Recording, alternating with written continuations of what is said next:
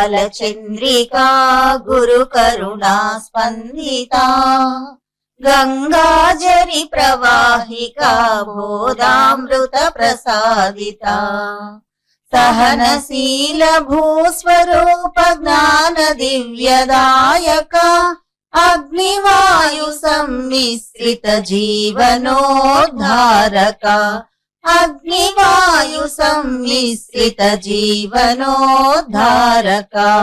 శరత్కాల చంద్రికా గురు కరుణా స్పందిత. అందరికీ నమస్కారం. మనం ప్రతి శనివారం చేసుకునే స్వామి భక్తుల సత్సంగానికి శుభాహ్వానం పలుకుతూ, స్వామి భక్తుడు రాజుపాళానికి చెందిన చమర్తి జయరామరాజు స్వామితో ఉన్న రోజుల్లో ఎంతోమంది స్వామి భక్తులు వాళ్ళ ఇంటికి వచ్చి కలవడం జరిగింది. స్వామి భక్తుల ఇంటికి కూడా జయరామరాజు స్వామితో వెళ్ళడం జరిగింది. ఇట్లా ఎన్నో దివ్యలీలలు ఆయన ఉన్న రోజుల్లో జరిగినవి ఈరోజు మనం చెప్పుకుంటూ వస్తున్నాము. ఆత్మీయులారా, స్వామి భక్తుల సత్సంగానికి శుభస్వాగతం. ఈ సత్సంగం స్వామి దయ వల్ల యథారీతిగా కొనసాగుతుంది. ఇవాళ విశేషం ఏంటంటే, ఒక కుటుంబం ఉంది. ఆ కుటుంబంలో 3-4 తరాల వాళ్ళు స్వామిని ఎరిగిన వారు, స్వామి దయతో తమ జీవితాలు పండించుకున్న బాగు చేసుకున్నటువంటి వారు. ఇట్లాంటి వాళ్ళ ద్వారా మనకేం తెలుస్తుందంటే, ఒక ప్రాంతంలో ఉండే మనుషులు స్వామిని, ఆయన దయను ఎంతగా తమ జీవితాల్లో చూశారో వాళ్ళ ద్వారా మనకు అందింది. ఇందులో మొట్టమొదటి ఒక పెద్ద ఆయన, గుడిగుంటకు చెందిన నంది మండలం వెంకట సుబ్బరాజు వీరి అక్క సుబ్బమ్మను రాజుపాళెంలో చమర్తి రామలింగరాజు గారికి ఇచ్చారు. స్వామివారు గుడిగుంటలో ఈ వెంకట సుబ్బరాజు వాళ్ళ ఇంటికి వచ్చినప్పటి నుంచి, చిన్న వయసు, ఈయనకి 7-8 సంవత్సరాల వయసు, అప్పటి నుంచి స్వామి తనకు బాగా తెలుసని, ఆ తర్వాత కుల్లూరులో హై స్కూల్లో తను చేరటం, రాజుపాళెంలో వాళ్ళ అక్కోళ్ళ ఇంట్లో ఉండి చదువుకోవటం ద్వారా స్వామిని ఎక్కువగా కలవటం జరిగింది. ఇంకొక గొప్ప వరం ఏంటంటే, ఈయనకి చమర్తి వాళ్ళ ఇంట్లోనే వీళ్ళ అక్కని ఇవ్వటం వల్ల పక్కింట్లో ఉండే జయరామరాజు ఇంట్లో స్వామి ఎక్కువ కాలం ఉండటంతో స్వామి దగ్గరికి ఎవరు వచ్చినా ఈ వెంకట సుబ్బరాజుని పిలిచి అక్కడ స్వామివారు వాళ్ళకి ప్రమాణ పత్రాలు రాయించేవారట. ఆ విధంగా ఈయన 400-500 మందికి ప్రమాణ పత్రాలు రాశానని చెప్పారు. పేరు నంది మండలం వెంకట సుబ్బరాజు, మా గుడిగుంట. మా నాన్న పేరు నంది మండలం యానాదిరాజు, తల్లి లక్ష్మమ్మ, మా అవ్వ పొట్టమ్మ సంగరాజు సుబ్బమ్మ. నేను సుమారుగా 8 ఏళ్ళ నుంచి గుడిగుంటకు సంవత్సరానికి 2 సార్లు వస్తాడు. ఆయన వచ్చిన రోజు ప్రతిరోజు మా ఇంటికే తప్ప ఇంకెవరింటికి పోడు. మా పొట్టమ్మే ఆయనకి అన్నం పెట్టడం కానీ, నీళ్ళు ఇయడం కానీ, వచ్చినప్పుడు పండుకోవడానికి కానీ అంటికి ఇచ్చేది. మా ఇంటి ముందరనే ఆడనే పెట్టుకోవడం, ఆడనే ఉండడం, 2 రోజులు 3 రోజులు ఉండడం, ఆ కాగితాలన్నీ ఏళ్ళు ముద్దలు వేయడము అన్నీ ఎత్తుకొని వచ్చిన వాళ్ళకి ఇచ్చేస్తారు. మిగిలినవన్నీ ఆడనే మా ఇంట్లోనే పెట్టిపోతారు. ఆడ పెట్టిలన్నీ అయ్యే డబ్బాలు నిండా అయ్యే, ఏడ గంపలు నిండా అన్నీ ఉన్నాయి. అట్నే వస్తావనండి. ఆ తర్వాత నేను 2 ఏళ్ళకి 3 ఏళ్ళకి వస్తాను ప్రతి సంవత్సరం. నేను ఒక 8 సంవత్సరం నుంచి నాకు గుర్తు. తర్వాత మళ్ళీ నేను ఇంకా కుల్లూరు హై స్కూల్కి పోయినాచి రాజుపాలెంలో మా అక్క మా బావ ఇంట్లో ఆడున్నా. వాళ్ళందరూ రోజు పోతారు. పిల్లకాయలు ఏమో రోజు స్కూల్కి పోయేస్తారు. నేను ఇంకా 6వ తరగతి నుంచి 10వ తరగతి దాకా ఆడినే ఉన్నా 4 సంవత్సరాలు. వాళ్ళ ఇంట్లో అన్నం తినడం, స్కూల్కి పోవడం రావడం. సాయంత్రం వచ్చేసరికి ఎవరు వాళ్ళు పనులు పోతారు. నేను ఖాళీగా ఉంటాను కాబట్టి మా ఇంటి ముందరనే ఎవరు వచ్చినా అయ్యా సాయంకాడికి ఒక్కరు రాజుదూరం అని పిలుస్తారు. ఎవరు వచ్చి పిలిచినా నేనే పోయేది రాయడానికి. పెన్సిల్ కాగితం అట్ట ఆడనే ఉంటుంది. ఆయన దగ్గరికి పోవడం, ఆయన చెప్పింది వాళ్ళకి ఏదో చెప్తాడు. ఆ పెన్సిల్తో ఆయనకు ఏది చెప్తే అది ఆ కోట్లు పడిగులు ఆ లోకంలో ఎట్లుంది, ఈ లోకంలో ఎట్లుంది అని చెప్పడము. వాళ్ళ కాడ అయిపోయిన పాట ఒక దారం వేయడము, ఆ నిలబడుకోమండేది ఒక టవల్తో ఇసుత్తులు బాగా ఇసిరి ఆయన్ను పంపించా. వాళ్ళ పాటికి పొమ్మ అని చెప్తారు. అంతే ఎవరైతే పోయా అని చెప్పేది, ఇంకేమీ తీసేది లేదు. ఎవరైనా కాగితాలకు కానీ ఏటికన్నా డబ్బులు కానీ రూపాయి 10 రూపాయి, ఆ రోజులు అసలు కాగితాలు అసలు లేవు, పావడాలు 10 రూపాయలు తప్పక అవి ఇస్తే ఆయన దాని సైజు చూడ అసలు ఆ కట్టిపలతోనే పక్క ఊరిన ఉంటే అటు పక్క దిగమంటడం. ఆ పక్క చూస్తే అయ్యా ఆయన ఊరు ఆడ వేసిపోయిండు చూడు, ఆ ఇంకు పట్టణమో లేకపోతే కాగితం కొనుక్కురాం అయ్యా అని చెప్తారు. అంతేగాని ఆయనగా చూడడం, ఆయన తాకడం, అది అట్నే జరిగిపోతాను. ఎంతమందికో రాసి ఉంటాను నేను కాగితాలు. నా జీవితంలో నేను దాదాపు 400-500 మందికి రాసి ఉంటాను. నా చేతి పెడితే ఆయన చెప్పిన అక్షరాలు కానీ ఆయన చెప్పిన మ్యాటర్ కానీ. వెంకట సుబ్బరాజు 9వ తరగతి చదివే రోజుల్లో ఈయనకి ఒళ్ళంతా సెగగడ్డలు వచ్చాయని, స్కూల్కి వెళ్లకుండా ఇంట్లో ఉంటే వాళ్ళ అక్క స్వామి దగ్గరికి వెళ్ళి చెప్పుకొని రారా నీకు తగ్గతాయి అని చెప్తే, అప్పుడు ఈయన సాయంత్రంగా స్వామి దగ్గరికి వెళ్ళటం, స్వామి నాకు పరీక్షలు దగ్గరకు వస్తున్నాయి, ఈ విధంగా గడ్డలు లేసాయి, నేను ఎట్లా చేయాలి స్వామి అంటే, స్వామి తన పైగుడ్డతో మంత్రించి మెడలో దారం వేసుకోమని ఇచ్చారట. ఆ రాత్రి స్వామి దగ్గరే నిద్ర చేశానని, తెల్లవారేటప్పటికి ఆ గడ్డలంతా పగిలి తనకి బాగా పూర్తిగా నయమైపోయిందని తనకు ఆ రోజు జరిగిన విషయాన్ని ఆయన గుర్తు చేసుకున్నారు. ఒకరోజు అన్ఎక్స్పెక్టెడ్ కాబట్టి నేను 9th ఉన్నప్పుడు మార్చిలో ఎగ్జామ్స్ ఉన్నాయి, ఏప్రిల్లో ఉన్నప్పుడు బోళ్ళంతా గడ్డలు వచ్చినాయి బాగా, మొఖం మేడ కింద అంత లెక్క. ఆయన ఈ 2-3 రోజులు బడికి పోవాలి, ఇంక ఎగ్జామ్స్ 10 రోజులు ఉన్నాయి. గొల్లలు ఒళ్ళంత మొఖం మేడ మీద అంత ఒక్క గల్లన్నీ 10 దాకా అన్నీ లేచినాయి. ఒకరోజు మా అత్త నుండి, ఒరే నువ్వు రోజు స్వామికి అడిగి పోతా అంటే, స్వామికి చెప్పకూడదా అయ్యా చూపించకూడదా గడ్డలు ఉండే స్వామి ఇట్లా బడికి పోలేదని చెప్పాననింది. మా బావ వాళ్ళంటే అన్నది నీ టైం అది. అందరూ భోజనం చేసిన తర్వాత బాగా ఎన్నిళ్ళు కాస్తామనింది. రోజుసేపు మంచం మీద పడుకొని ఎందుకో అన్ఎక్స్పెక్టెడ్గా బుద్ధి పుట్టి, సరేలే అసలు గోడవతలకి పోయి స్వామికి అడిగి పోయినా. స్వామి నేను పోయేతలకి కూర్చొని వంచుకుంటామని నిండు ఆడనే గోడవతలు రాజుపాలెం దగ్గరలో, రాజుపాలెంలో ఆమెను అడిగి పోయి ఆడ కూర్చుని ఆయన పాటికాడ నేను కూర్చుని పెట్టాడికి వచ్చినామంటే, స్వామి ఇట్ట సంగతి వారం 4-5 రోజుల్లో పరీక్షలు ఉన్నాయి, ఈ గుల్లలన్నీ ఒక్కొక్కటి లేచి బడికి పోలేదు నిన్న ఈ రోజు 2 రోజుల నుంచి ఈ అట్ట స్వామి అని చెప్పాను. అయితే అట్ట నిలబడుకోమని చెప్పని ఆ గుడ్డతో ఇసిరిండు నాకు. ఆమె అదిగో ఆ దారంలా తీసుకొని మెళ్ళ వేసుకోమని చెప్పారు. సరే ఇంకా అంతే, నేను ఆ దారం మెళ్ళ వేసుకున్నాను, ఆ గుడ్డతో ఇసిన బట్టి ఆడ 5 నిమిషాలు కూర్చొని నేను పోయి పండుకుని బట్ట బాగా నాకు మెలకు వచ్చి బాగా నిద్ర వచ్చేసి అసంత 2-3 రోజులు బాగా నిద్ర కూడా. తెల్లారుజాము 4:30-5 లోపల మెలకు వచ్చేసరికి ఆ గడ్డలు కానీ గుల్లలు కానీ పగిలి సొక్క బాడి సడ్డి అంత తడిచిపోయింది, ఈ చీము రక్తం గారి. ఇంగిళ్ళు చూస్తే నవ్వుతుందని చెప్పని ఆ బాయి కాడికి పోయి ఆమె మా బావ వాళ్ళు ఇప్పేసిన పంచి అట్టగట్టు పంచులు ఉండి ఆ పంచి కట్టుకొని ఆమె నీళ్ళని దిగబోసుకొని 5-6 చెంబు బకెట్లో ఆమె ఒళ్ళు దుడుచుకొని ఆమె వచ్చి మామూలుగా సొక్కా సడ్డి దుడుకున్నా. ఆమె ఇక గడ్డలు పోయినాయి, నొప్పులు పోయినాయి. ఇంకంతే. ఇంకా మళ్ళీ నా ఒళ్ళు మీద ఇప్పటికి గుల్లలేసి ఎరగను, కట్టుకట్టి ఎరగను.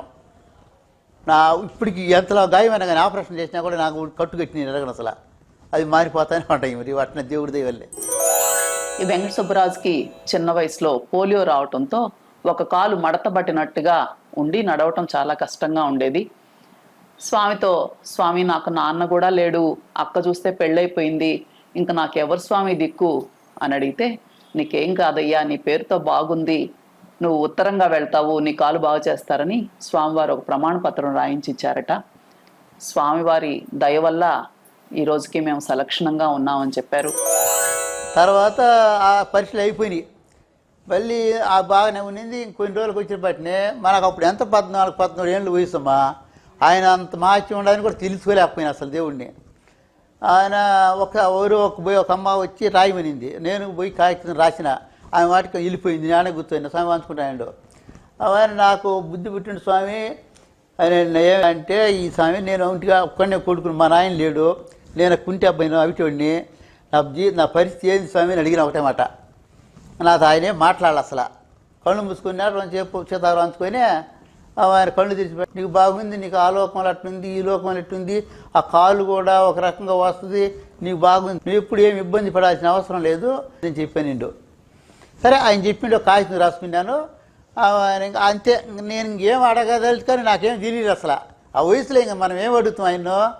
సరే సరిపోయింది. ఇంకా జరగబోయే రోజుల్లో ఆయన ఏమి చెప్పిండో చూసే తప్పకుండా 10th క్లాస్ ఫెయిల్ అయిపోయినా, ఒక సబ్జెక్టులు పోయింది.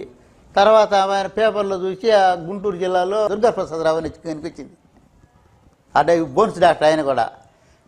అతను చేసిండు, అది కొద్దిగా పోయింది, ఎత్తు తగ్గిపోయింది, పొడుగు తగ్గిపోయింది. సరే ఇది బూట్లు అడ్జస్ట్ అవుతాయంటే మనమే బూట్లు పెట్టుకొని పోయింది, ఇంకా ఎట్లా ఉండదని చెప్పి సరే అట్నే జరిగిపోయింది. ఇంకా ఆయన ఆ పెళ్ళి ఆపరేషన్ చేసుకొని బట్టి బాగానే నడుస్తాను. నేను ఆ సంవత్సరమే 62లో 10th తాలించుకొని వచ్చాను. 63 అంతా ఉన్నా, 64, 65 ఆపరేషన్ జరిపోయింది, 66లో మ్యారేజ్ అయింది మా. అది అప్పుడు ఇంకా వస్తానే మా ఇంటికి. మళ్ళీ తర్వాత జరిగి ఉత్తర ఇంకా పాలు రావడం, పెళ్లి చేసుకోవడం, పిల్లకాయలు 3 పిల్లకాయలు పుట్టడం, కూతురు 2 కొడుకులు, అందరూ లక్షణంగా మారిపోతుంది. మా ఇంట్లో ఏం చెట్టకదలేదు. పక్క నేను ఇద్దరం బాగానే లక్షణంగా ఉండడం. ఆమె కుటుంబం బాగానే ఉంది, మా కుటుంబం బాగానే ఉంది. కూటికి ఇబ్బంది లేదు, గుడ్డకి ఇబ్బంది లేదు, బంధుత్వానికి ఇబ్బంది లేదు. ఈ రోజు కూడా నాకేమో ఆ స్వామి ఏ రోజు చెప్పిండో మా కొడుకులు కానీ కోడలు కానీ వ్యతిరేకించేది. నా పెత్తనంగానే దొరుకుతుంది. ఖర్చు పెట్టినా ఏం చేసినా అట్నే పోయింది. మళ్ళీ 66 పోయినా పెళ్ళి అయినాంచి ఇంకా తర్వాత నేను ఇంక రాజకీయంగా కానీ ఇటు ఆయిల్ ఇంజిన్ మెకానిక్ కానీ అంత పనులు చేస్తా, వ్యవసాయం చేసుకుంటాను. పిల్లకాయలు 2 డిగ్రీ దాకా చదివించినాను. వాళ్ళు లక్షణంగా బతుకుతా ఉన్నారు. కొంతకాలానికి ఈయనకి సోరియాసిస్ రావటం, ఆ తర్వాత ఎన్ని మందులు వాడినా తగ్గకపోతే స్వామి ఒకసారి అన్ని జబ్బులకి వేపాకు మందు చెప్పింది గుర్తొచ్చి ఈయన వేపాకు మాత్రమే వాడటం వల్ల ఆయన ఆరోగ్యవంతుడయ్యాడని కూడా తను గుర్తు చేసుకున్నారు. ఇప్పుడు నాకు జబ్బు లేదు, రోగం లేదు, షుగర్ లేదు, బీపీ లేదు, ఏ రోగం లేదు. ఇది అయితే మన ఈ కొన్ని కొద్ది నాకు వచ్చినాయి. అవి ఎందువల్ల వచ్చినాయి ఏమో, ఒక స్కిన్ క్యాన్సర్ అనేది వచ్చి అది పోలేదు. అది వచ్చి ఒకసారి అపెండిక్స్ వచ్చి అది తెలుసుకోలేక ఆపరేషన్ చేసినారు. అవి జరిగినాయి, అవి మళ్ళీ పోయినాయి. నారాయణ హాస్పిటల్ 5 నెలలు ఉన్నా. వాళ్ళు ఒక బిట్టు తీసి బాంబే పంపించారు.